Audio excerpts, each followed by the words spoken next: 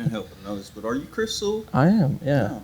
Have you seen me on TV? That's where you recognize me? I just had to make sure, man. When you finish, can you come and sign something for me? Yeah, I'll try today. You're about the fifth person that asked me, so Hey, man, if not today, sometime this week, I'll get to you.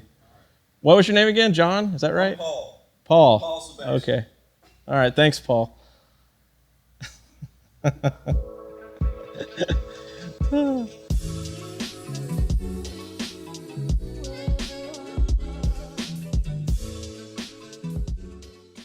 My name's Chris Sewell. I'm the Director of Operations and Product Development here at Z1.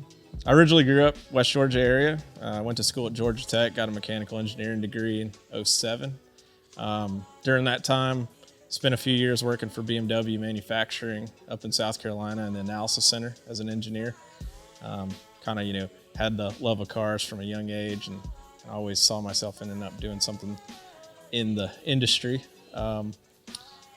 Once I graduated from Georgia Tech, I decided to kind of switch things up a little bit and go for some faraway adventure in Alaska, which a 2-year thing ended up being 11 years up in Alaska, working in the oil and gas business as a project manager.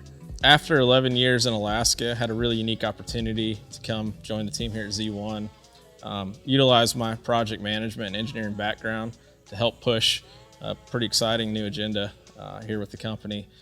We've got a lot of big things planned. We're kind of stepping the game up in a lot of what we do, both kind of day-to-day operations as well as pushing new products out the door. And again, having known these guys for so many years and having the opportunity to come back and work with them in this capacity, something I was really excited about doing. Kind of gets me back in that automotive industry that I'm passionate about. And I couldn't ask for a better group of guys to work with. My first car was a 1995 Honda Accord sedan.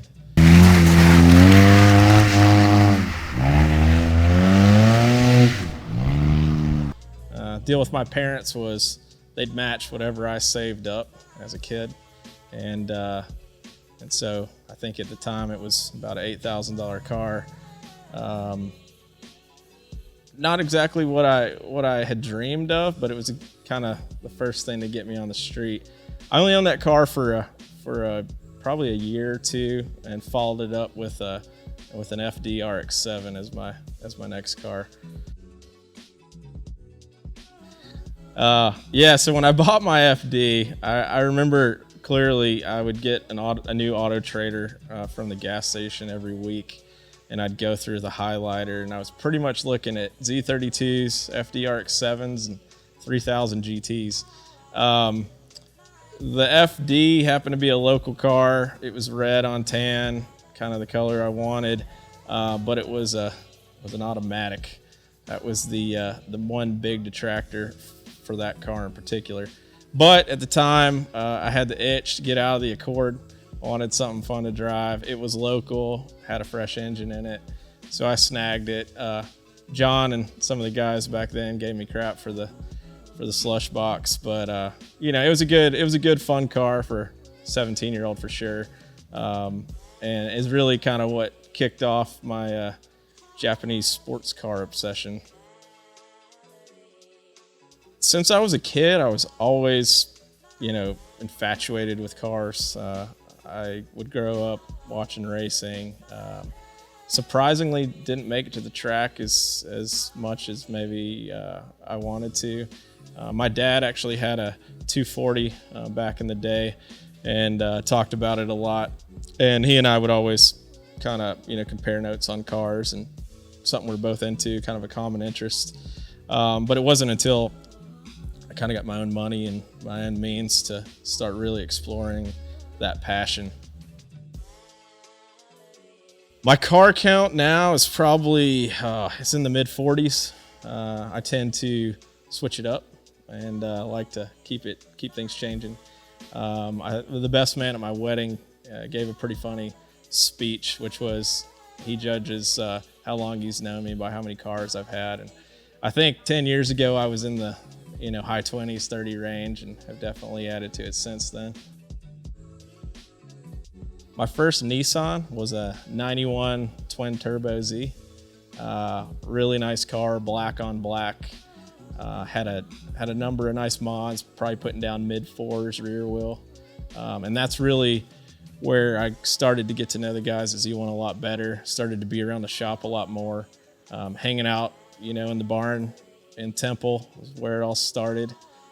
Had the car here actually the day they moved into this new facility, and was here for our first event, which would later become Z Nationals. My daily driver now is an E90 M3. Ordered it new in 2011 at the end of the sedan production. It's got competition package, Alpine white on Fox red, and all the goodies.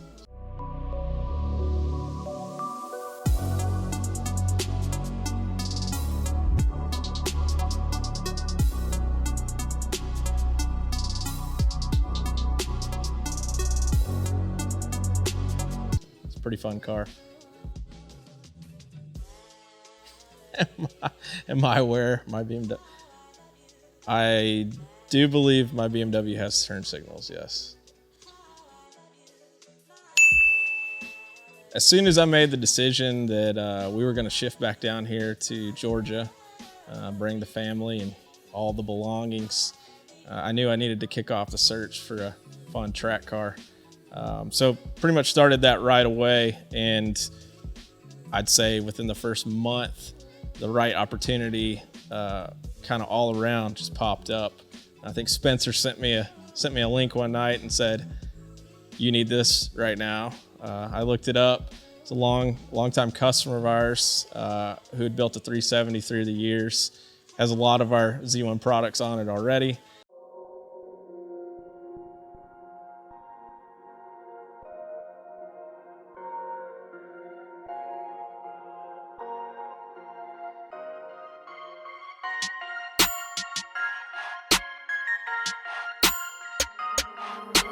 Night grind. Gravity.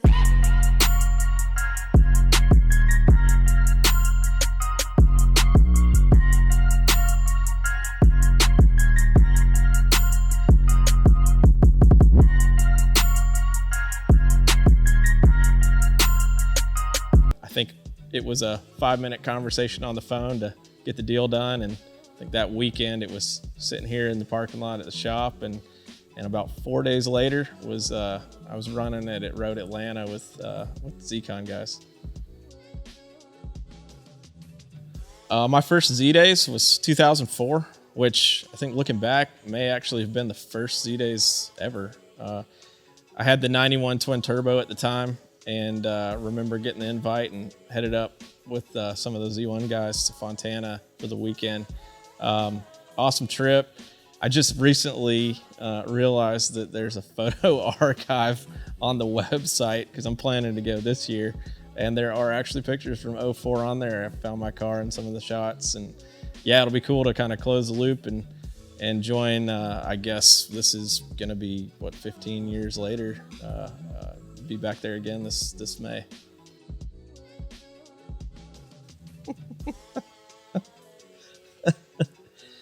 Oh man. Moving back to this area, there's a lot of old memories, a lot of which I had forgotten until you spend some time around here again. I happened to see a black Toyota Sequoia in our shop a couple months ago that looked familiar, and when I started asking around, I came to realize that was the black Sequoia that I had quite a long night in 2004.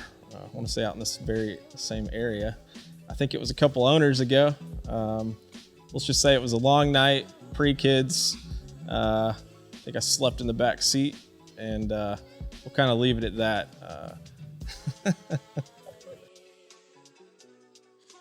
When I graduated from Georgia Tech in 2007, had a couple interesting opportunities to consider, but the draw of kind of the unknown is what really landed me in Alaska, working in oil and gas. No family there, no real friends. I think I had one guy that I went to school with who was living there at the time. And anyway, hopped a flight, went up there and started what would become, 11 years. And the Alaska experience was great, both in terms of, personal experiences, career development. I met my wife there. The list goes on. We did, I typically tend to push the envelope in terms of enjoying new experiences. So there's a couple key things once I moved up there I knew I wanted to knock out, which were finishing up my pilot's license, getting a float rating, getting some remote land, building a remote cabin. All those things happened, and one of the more interesting things was that in the process of chasing some of those dreams, reality TV called and asked if I had any interest, which was a unique conversation and experience that ultimately ended up in me being on a Alaska reality TV show, building my cabin. Since I was a kid, it was always a dream of mine to fly airplanes. I've fulfilled that goal up here in Alaska. As far as favorite tracks go, to me, it's with the tracks that I've been to, it's kind of a toss-up between Road Atlanta and Barber. Barber is just impeccable. It's kind of hard to beat in terms of just all-in experience. And I think that's the biggest thing I like about it. It's a fun course, but again, just the whole atmosphere is just very unique and kind of next level. I spent my first full track day at Road Atlanta here recently, and in terms of just track layout and undulation and challenge, Road Atlanta is definitely at the top of the list, and it's pretty unique that we've got the opportunity to be so close to both of these tracks, and hopefully this year I get to take the car out and enjoy both of them some more. I like to throw the car around a little bit every now and then.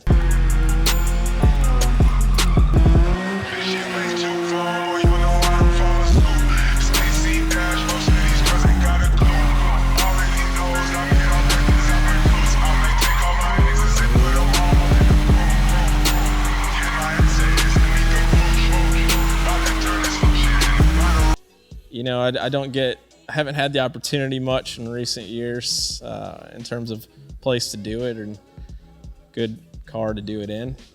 But now that we're back down here and I got more opportunities, yeah, I'd like to throw the car around a little bit.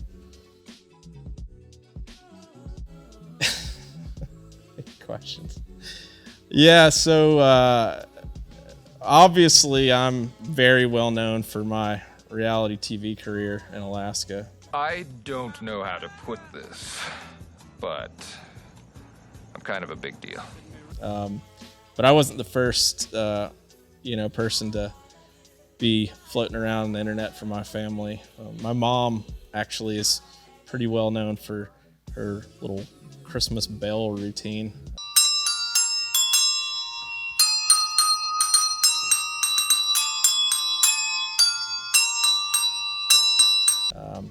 She's got this crazy bell suit that she put together. She started doing this for fun at family events and had picked it up from, something she had seen somewhere else. And the thing now makes its rounds in about July and December or late November every year, and we always get a good laugh out of it. She's kind of trying to create new content each year now to keep people interested. But yeah, it's pretty funny when we see her stuff floating around too. I think one of the most unique things that I was able to do in Alaska was all the flying that I did. I had a couple airplanes through the years, and most recently a Cessna 185 on floats, wheels, and skis that I flew year round. Really that allows you to access things that the majority of people can't get to, and see places that you couldn't get otherwise. And that's something that, definitely something I miss, something that we'll do when we go visit. But, car thing is something that I had sacrificed to be up there, and I'm pretty stoked to be back in the middle of it down here.